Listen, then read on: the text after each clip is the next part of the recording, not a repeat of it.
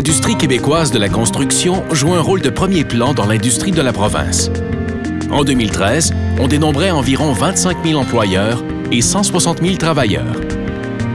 Les projets réalisés totalisaient plus de 50 milliards de dollars annuellement. En matière de prévention, ce secteur d'activité est régi par un ensemble de lois et règlements.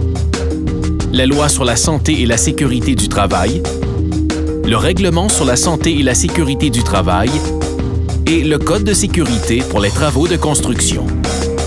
Depuis plusieurs années, on remarque une meilleure prise en charge de la prévention sur les chantiers de construction et par le fait même, une diminution importante du nombre d'accidents et de maladies. Malgré cette amélioration, des accidents surviennent. On compte malheureusement encore une cinquantaine de travailleurs qui décèdent chaque année sur nos chantiers. Chaque jour, employeurs et travailleurs sont directement concernés par la gestion et la planification des mesures de sécurité. Des solutions existent pour vous familiariser rapidement avec votre environnement, repérer les sources potentielles de danger et les éliminer.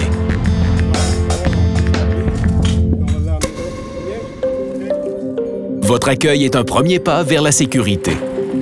Premier arrêt, la roulotte de chantier. Vous y serez accueilli par le représentant du maître d'œuvre. Profitez-en pour consulter le programme de prévention ainsi que le plan de circulation applicable au chantier. Vous pourrez aussi vous familiariser avec les mesures de premiers soins. Le programme de prévention identifie les risques présents au chantier et les méthodes préconisées pour les contrôler. Il contient, entre autres, les procédures de travail sécuritaires, les numéros de téléphone importants, le nom des secouristes, les grilles d'inspection et la liste des matières dangereuses. Le contenu du programme de prévention est abordé lors des pauses sécurité souvent appelées « Toolbox Meeting ». Elle représente un moment privilégié pour vous rappeler les procédures de travail sécuritaires et pour apporter les correctifs nécessaires. En cas de doute concernant votre santé et votre sécurité au travail, consultez votre supérieur et n'hésitez pas à vous référer au programme de prévention. D'autres documents demeurent pertinents à consulter avant de quitter la roulotte. Le plan de circulation vous présentera les directives liées au déplacement sur le chantier. Vous pourrez y localiser, entre autres, les limites de vitesse, les aires de stationnement, les accès au chantier, les installations sanitaires, les zones de livraison et les aires de recul.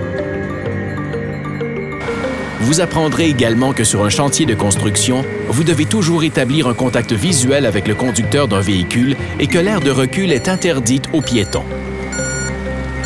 Vous trouverez aussi dans la roulotte la trousse de premiers soins et les mesures de protection incendie. Par ailleurs, si vous êtes secouriste, informez le représentant du maître d'œuvre afin que l'on puisse vous identifier rapidement.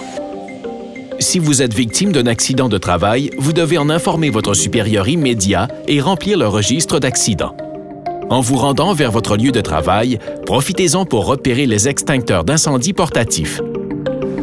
Si vous effectuez des travaux à plus haut risque d'incendie, soudure, meulage et manipulation de produits inflammables, assurez-vous de garder un extincteur à proximité. Sur un chantier, la propreté du lieu de travail est une responsabilité commune.